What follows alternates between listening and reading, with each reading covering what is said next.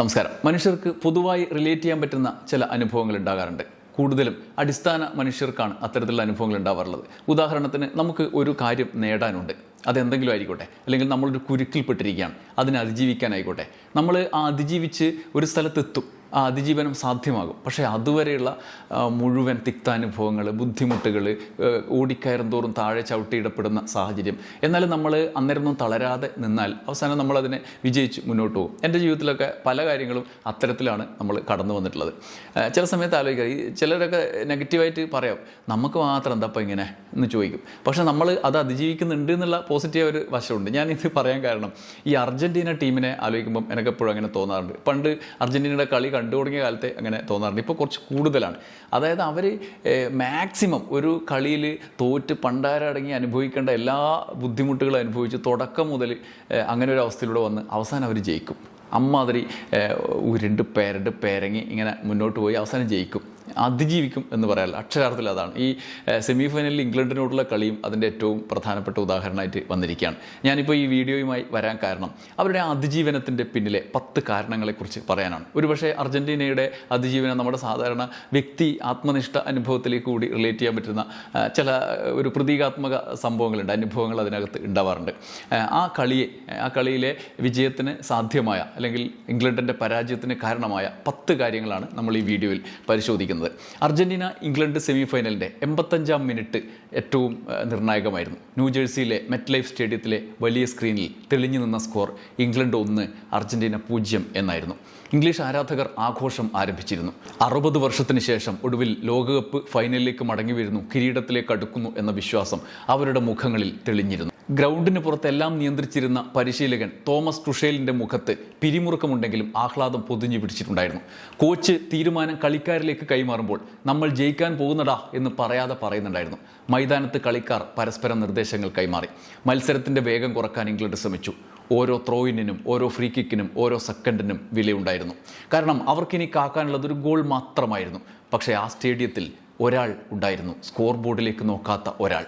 അയാളുടെ പേര് Lionel Scaloni, അർജന്റീനയുടെ പരിശീലകൻ. അയാൾ നോക്കിയത് മറ്റൊരിടത്തേക്കാണ്, ക്ലോക്കിലേക്കായിരുന്നു. അയാളുടെ മുമ്പിൽ സമയമുണ്ടായിരുന്നു. അദ്ദേഹത്തിൻ്റെ അന്തിമ യുദ്ധം തുടങ്ങുന്നതേ ഉണ്ടായിരുന്നുള്ളൂ. ഈ ലോകകപ്പിനെ ത്രസിപ്പിച്ച നിമിഷങ്ങൾ സമ്മാനിച്ച അർജന്റീന കോച്ച് ലയണൽ സ്കലോണി, അയാളുടെ സിംഹക്കുട്ടികൾ അവസാന നിമിഷങ്ങളിലെ പോരാട്ടത്തിലേക്ക് കടക്കുന്നേ ഉണ്ടായിരുന്നുള്ളൂ. ഒടുവിൽ തിരിച്ചുവരവിൻ്റെ ചരിത്രം ആവർത്തിച്ച് അവസാന മിനിറ്റുകളിൽ സ്കലോണിസം വിജയിച്ചു. ഇംഗ്ലണ്ടിൻ്റെ സ്വപ്നങ്ങൾ തളർന്നു വീണു.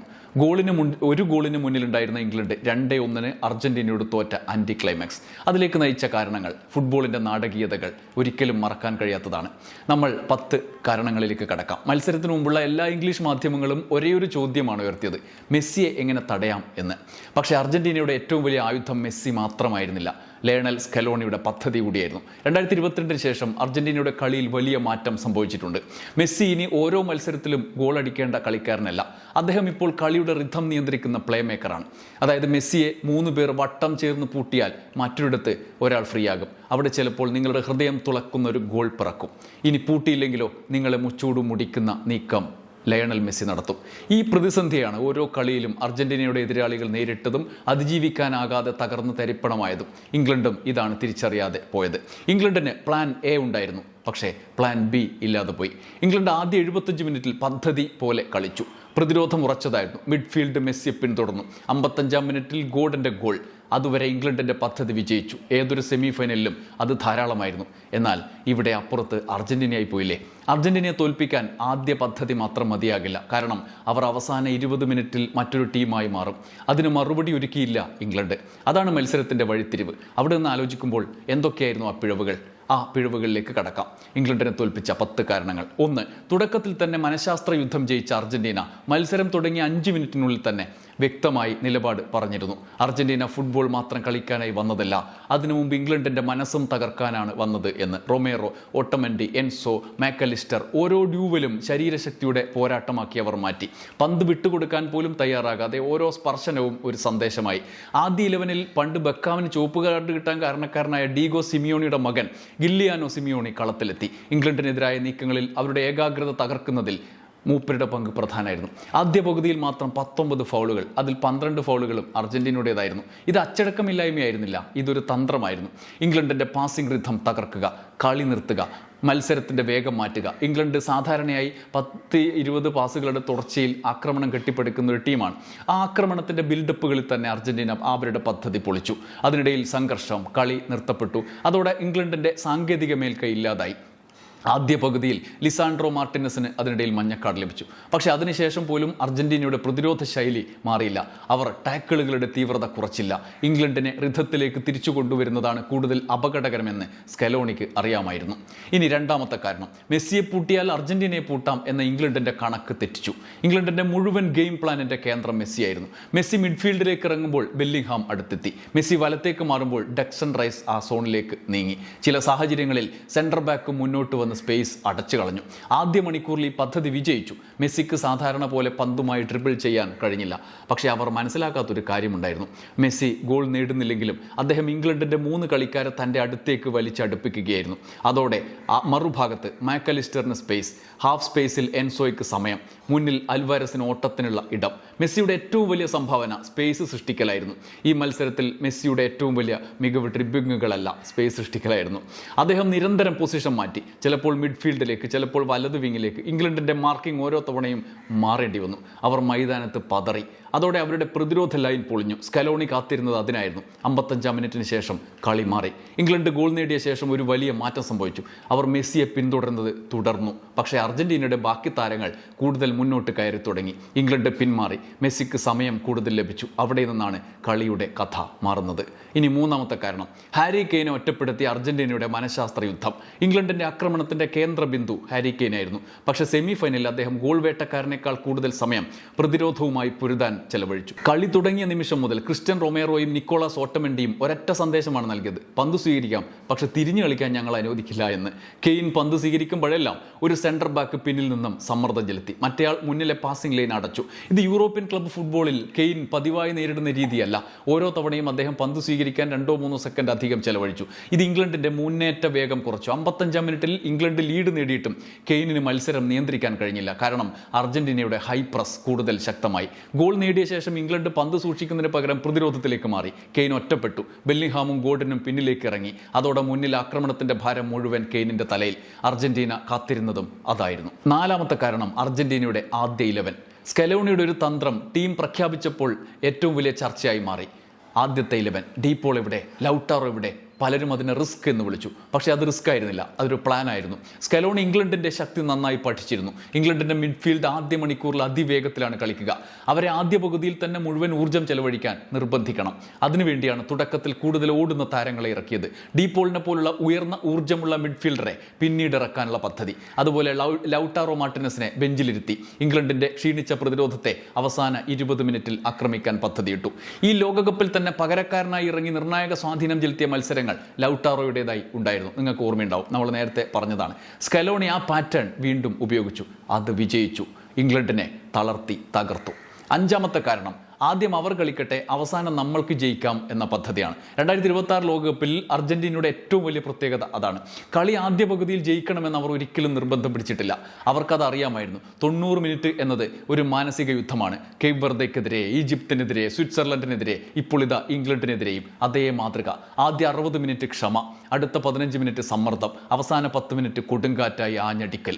55-ാം മിനിറ്റിൽ പിന്നിലായപ്പോഴും അർജന്റീനയ്ക്ക് പരിഭ്രാന്തി ഉണ്ടായിരുന്നില്ല. കാരണം ഇംഗ്ലണ്ടിനേക്കാൾ അവർക്ക് സ്വന്തം ശേഷിയിലും ഗെയിം മാനേജ്മെന്റിലും വിശ്വാസമുണ്ടായിരുന്നു. ഇംഗ്ലണ്ട് വിജയത്തെ സംരക്ഷിക്കാൻ കളിച്ചു, അർജന്റീന വിജയം പിടിച്ചെടുക്കാൻ കളിച്ചു. അതാണ് രണ്ട് ടീമുകളുടെയും വ്യത്യാസം. അവിടെ അർജന്റീന വിജയിച്ചു. ഇനി ആറാമത്തെ കാര്യം, കളിയുടെ ഗതി മാറ്റിയ സബ്സ്റ്റിറ്റ്യൂഷനുകളാണ്. മികച്ച കോച്ചുകൾ മത്സരം ജയിക്കുന്നത് പലപ്പോഴും ബെഞ്ചിൽ നിന്നാണ്. സ്കലോണി അതുതന്നെയാണ് വീണ്ടും തെളിയിച്ചത്. ഡീപോൾ ഇറങ്ങിയതോടെ മിഡ്ഫീൽഡിന്റെ ഊർജ്ജം വർദ്ധിച്ചു. അദ്ദേഹം ഇംഗ്ലണ്ടിന്റെ പന്തുകൾ പിടിച്ചെടുത്തു, പ്രസ്സിംഗ് ശക്തമാക്കി. മെസ്സിക്ക് കൂടുതൽ സ്വാതന്ത്ര്യം ലഭിച്ചു. പിന്നാലെ ലൗട്ടാറോ മാർട്ടിനസ്. ഇംഗ്ലണ്ടിന്റെ സെൻട്രൽ ബാക്കുകൾ ഇതിനോടകം ക്ഷീണിച്ചു. അവർ ഇനി മെസ്സിയെയും ലൗട്ടാറോയെയും ഒരേ സമയം കൈകാര്യം ചെയ്യേണ്ടി വന്ന സാഹചര്യത്തിലെത്തി.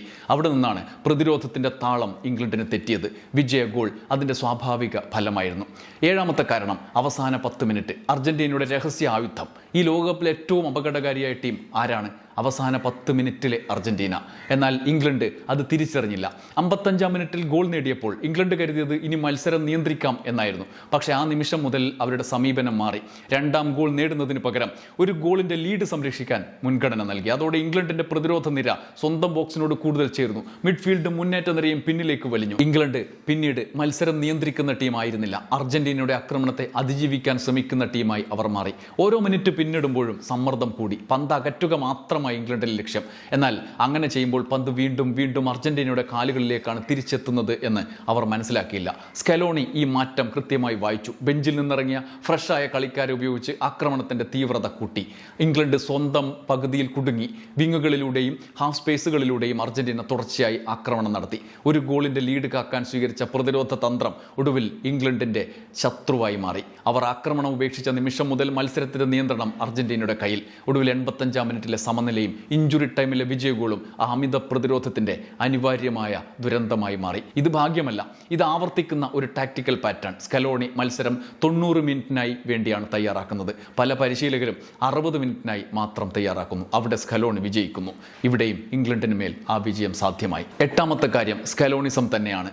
ഒരു കാലത്ത് ലോകം പറഞ്ഞിരുന്നത് ഇത് മെസ്സിയുടെ ടീമാണെന്നാണ്. ഇപ്പോൾ പറയുന്നത് സ്കലോണിയുടെ സിസ്റ്റമാണ് എന്നാണ്. ഒരു കളിക്കാരൻ പുറത്തായാലും മറ്റൊരാൾ വരും. സിസ്റ്റം മാറില്ല, പ്രസ്സിംഗ് മാറില്ല, റിഥം മാറില്ല, ആത്മവിശ്വാസം കുറയില്ല. അതുകൊണ്ടാണ് അർജന്റീന തുടർച്ചയായി തിരിച്ചു വരുന്നത്. ഇത് വ്യക്തിഗത പ്രതിഭയുടെ കഥയല്ല, ഒരു കൂട്ടായ ഫുട്ബോൾ സംസ്കാരത്തിന്റെ വിജയമാണ് എന്നുള്ളതാണ്. 9ാമത്തേത്, ഗോൾ നേടേണ്ടത് മെസ്സിയല്ല, ഗോൾ സൃഷ്ടിക്കേണ്ടത് മെസ്സിയാണ് എന്നുള്ളതാണ്.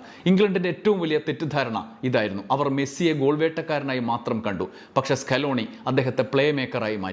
മെസ്സി ബോക്സിൽ കാത്തുനിന്നില്ല, താഴേക്കിറങ്ങി പന്തെടുത്തു വലത്തേക്ക് മാറി മധ്യനിരയിലേക്ക് പോയി 3 ഇംഗ്ലണ്ട് താരങ്ങളെ കൂടെ വലിച്ചിഴച്ചു. ഒപ്പം അവിടെ മറ്റൊരിടത്ത് സ്പേസ് രൂപപ്പെട്ടു. മത്സരത്തിലെ മെസ്സിയുടെ 5 നിർണായക ഇടപെടലുകൾ ആദ്യ പകുതിയിൽ ഇംഗ്ലണ്ടിന്റെ മിഡ്ഫീൽഡിനെ നിരന്തരം പൊസിഷൻ മാറ്റാൻ നിർബന്ധിച്ചത് മുതൽ തുടങ്ങുന്നു. എൻസോയുടെ സമനില ഗോളിന് ആക്രമണത്തിന്റെ റിഥം ഉയർത്തി. വിജയ ഗോളിന് മുമ്പുള്ള ബിൽഡപ്പിൽ പ്രതിരോധത്തിന്റെ ശ്രദ്ധ മാറ്റി. അവസാന 10 മിനിറ്റിൽ പന്ത് നഷ്ടപ്പെടുത്താതെ ആക്രമണം ജീവനോടെ നിലനിർത്തി. സ്വന്തം പേരിൽ ഗോൾ നേടാതെ ടീമിന്റെ വിജയത്തിന് വേണ്ട തീരുമാനങ്ങൾ മാത്രം എടുത്തു.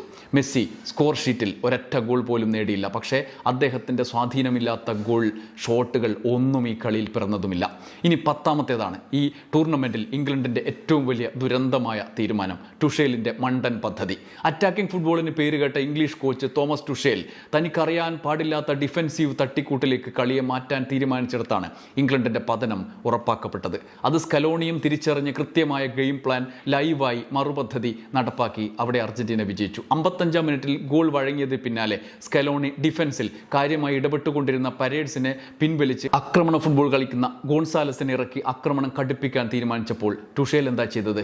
ഒരു ഗോൾ ലീഡിൽ കടിച്ചു തൂങ്ങാനുള്ള പദ്ധതി നടപ്പാക്കി. അതിനായി അവരുടെ ഗോൾ സ്കോറർ കൂടിയായ ഗോർഡനെ പിൻവലിച്ച് മറ്റൊരു ഡിഫൻഡറെ, സാക്ഷാൽ കോൻസെ ഇറക്കി.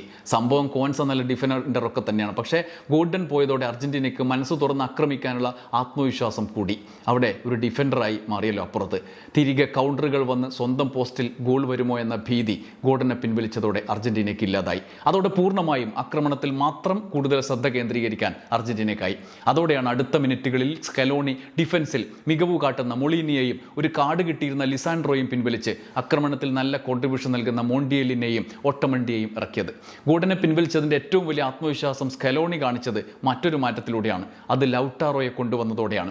ലൗട്ടാറോയെ കൊണ്ടുവരും എന്നുറപ്പായിരുന്നു. എന്നാൽ അത് ആരെ മാറ്റിക്കൊണ്ടാണ് എന്നിടത്താണ് ആ തന്ത്രം കൂടുതൽ വിജയിച്ചത്. ഡിഫൻഡറായ ടാലിയാഫിക്കോയെ മാറ്റിയാണ് കളി 25 മിനിറ്റോളം ബാക്കി നിൽക്കെ ലൗട്ടാറോയെ ഇറക്കിയത്. അതായത് ഇനി ഇംഗ്ലണ്ടിൻ്റെ ഭാഗത്തു നിന്ന് ഒരു ആക്രമണവും പ്രതീക്ഷിക്കുന്നില്ല. അവിടെ ടുഷേൽ ആക്രമണകാരികളെ പിൻവലിച്ച് ഡിഫൻഡർമാരെ ഇറക്കിയിരിക്കുന്നു. അപ്പോൾ സ്കലോണി മറുതന്ത്രം പയറ്റി. ടുഷേൽ അതിന് മറുപടി നൽകിയത് കൂടുതൽ ഡിഫൻസിലേക്ക് ആളെ ഇറക്കി തങ്ങൾ ഇനി ആക്രമണത്തിനില്ല, ഗോൾ പോസ്റ്റിൽ ഷട്ടർ ഇടുകയാണ് എന്ന പ്രഖ്യാപനത്തോടെ വരുത്തിയ മാറ്റത്തിൻ്റെ ഭാഗമായിട്ടാണ്. മുന്നേറി കളിക്കുന്ന ഡിഫൻഡർ റീസെ ജെയിംസിനെ മാറ്റി ഫുൾ ബാക്കായ ഡാൻ ബേണിനെയും മിഡ്ഫീൽഡിലെ ഡെക്ലാൻ റൈസിനെ മാറ്റി ഡിഫൻഡറായ ഒറൈലിനെയും ഇംഗ്ലണ്ട് കളത്തിലിറക്കി. ഇതോടെ 80-ാം മിനിറ്റ് ആയതോടെ ഇംഗ്ലണ്ടിൻ്റെ നിരയിൽ ഗോൾ കീപ്പറും 7 ഡിഫൻഡേഴ്സും ഉൾപ്പെടെ 8 പേർ നിരന്ന് നിൽക്കുന്ന അവസ്ഥയായി. ബസ് പാർക്കിംഗ് കായിക റിപ്പോർട്ടർമാർ പറയാറുള്ളത് പോലെ മുന്നേറ്റ നിരയിലെ ഹാരി കെയ്നും ബെല്ലിംഗ്ഹാമും ഡിഫൻസീവ് ഗെയിമാണ് കളിച്ചതെന്നത് വേറെയും. അവിടെയാണ് തിരിച്ചൊരാക്രമണം വരില്ല എന്ന ഉറപ്പിൽ അർജന്റീന മുന്നേറിയത്. പിന്നാലെ ഗോൾ നേടുന്നത്. പിന്നാലെ ഇംഗ്ലണ്ട് വീണ്ടും സമയം കളയാൻ ശ്രമിച്ചു. പക്ഷേ 92-ാം മിനിറ്റിൽ അവർ സമനില തുടർന്ന് എക്സ്ട്രാ ടൈമിലേക്ക് ഇത് പോകട്ടെ എന്ന പ്രതീക്ഷിച്ചിരിക്കുന്ന മിനിറ്റിൽ 92-ാം മിനിറ്റിൽ രണ്ടാം ഗോളും വീണതോടെ ടുഷേലിൻ്റെ പദ്ധതി ആകെ മൊത്തം പൊളിഞ്ഞു പാളിസായി. സാക്കയൊക്കെ എവിടെയെന്ന് ആകുലപ്പെട്ട് നമ്മളിങ്ങനെ തപ്പി നടന്നത് മെച്ചം, നല്ലൊരു കളിയാണല്ലോ എന്ന് വെച്ച്. കാരണം മൂപ്പരൊക്കെ ബെഞ്ചിലായിരുന്നു, എല്ലാവരും ഡിഫൻഡർമാർ മതി എന്ന് ടുഷേൽ തീരുമാനിച്ചല്ലോ. അവസാനം തെറ്റ് മനസ്സിലാക്കി 2 ഡിഫൻഡർമാരെ പിൻവലിച്ച് 2 സ്ട്രൈക്കർമാരെ ടോണിയെയും റാഷ്ഫോർഡിനെയും ഇറക്കിയെങ്കിലും സമയം വൈകിയിരുന്നു. ടുഷേലിൻ്റെ ഈ പാളിയ തന്ത്രവും അത് സമർത്ഥമായി മുതലെടുത്ത സ്കലോണിയുടെ തന്ത്രവും വിജയത്തിലേക്ക് നയിച്ച അടിസ്ഥാന കാരണമായി. തീർച്ചയായും അത് കളത്തിൽ മെസ്സിയും ടീമും ഗംഭീരമായി നടപ്പാക്കിയെന്നത് മറ്റൊരു കാര്യം. അങ്ങനെ അർജന്റീന വീണ്ടും വിജയിച്ചു, ഇംഗ്ലണ്ടിൻ്റെ സ്വപ്നം തകർത്തു. ഈ മത്സരം പറയുന്നത് എന്താണ്?